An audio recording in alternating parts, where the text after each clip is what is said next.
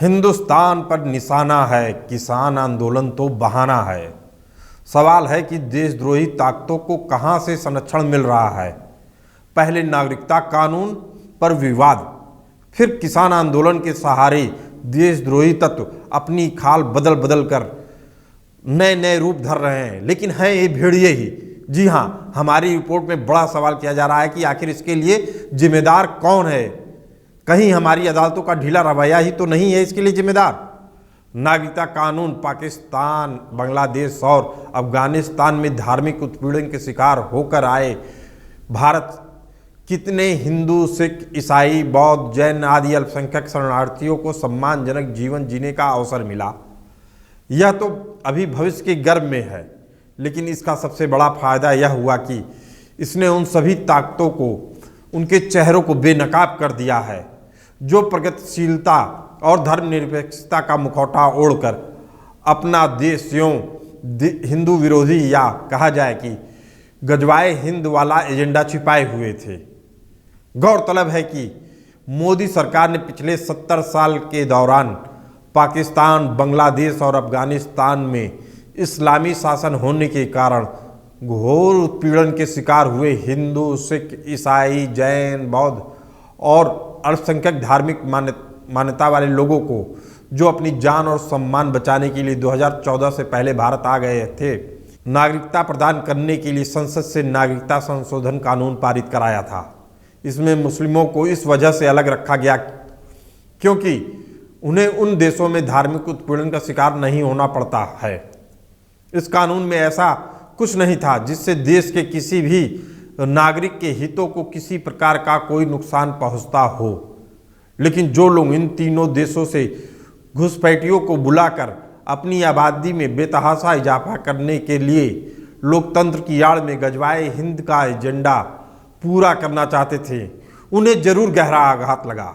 ऐसे तत्वों ने पहले तो इस कानून के विरोध में हिंसा शुरू कर दी, लेकिन जब दांव उल्टा पड़ते देखा तो हाथ में तिरंगा और संविधान लेकर महिलाओं और बच्चों को ढाल बनाकर मैदान में उतर आए।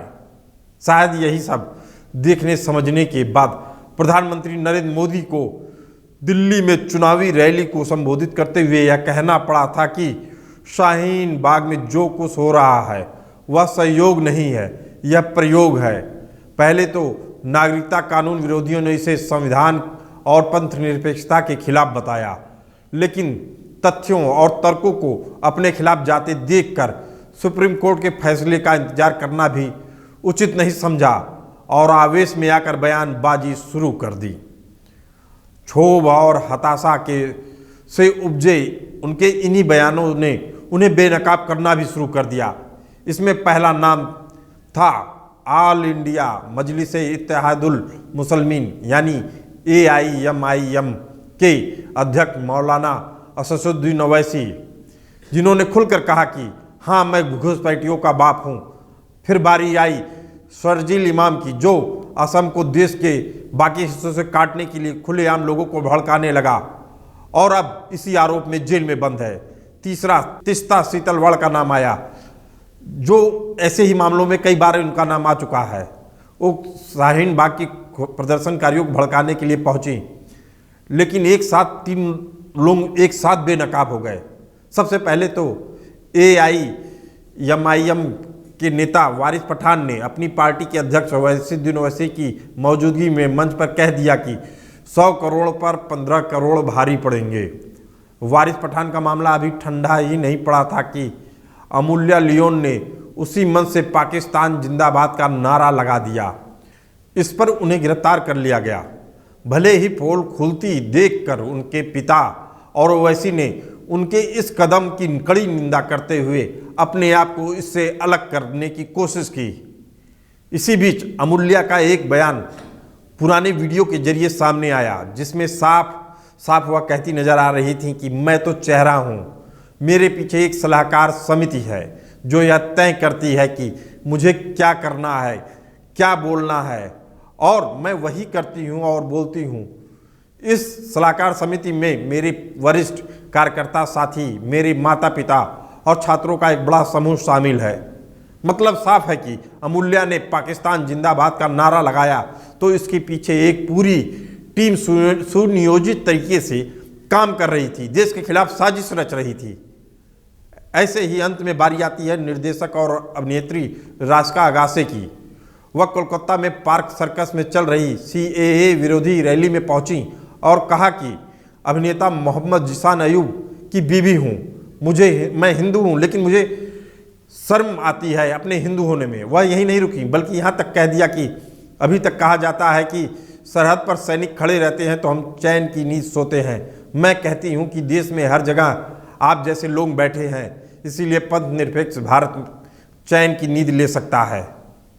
अब तो यह बताना मुश्किल है कि रश्का कैसी हिंदू हैं भी या नहीं, और क्यों शर्मिंदा हैं।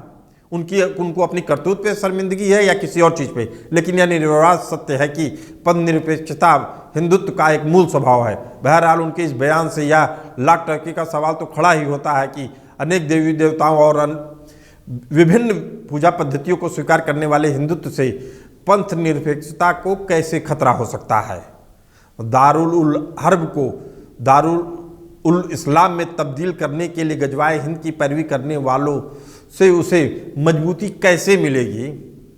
ऐसे में मामला अदालत के कटघरे में आता है कि आपको देशद्रोही तत्वों को खोजने में आखिर इतना वक्त क्यों लग रहा है। इनकी पहचान क्या आपको नहीं दिख रही है? इन्हें अदालतें जमानत पर कैसे रिहा कर देती हैं?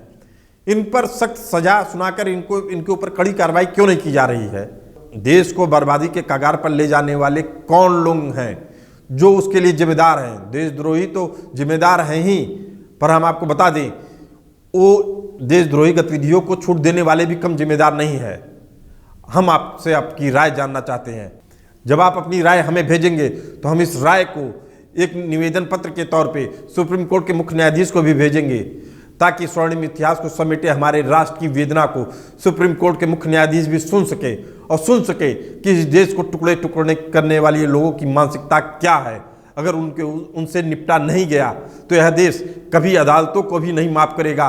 देश के नेताओं के ऊपर तो वैसे भी सवाल खड़े हो रहे हैं, लेकिन इसके लिए हम सभी जिम्मेदार होंगे। अगर हमारी आपको यह रिपोर्ट पसंद आई हो तो आप हमें लाइक करें, सब्सक्राइब करें और कमेंट बॉक्स में जाकर अपनी राय जरूर दें। धन्यवाद।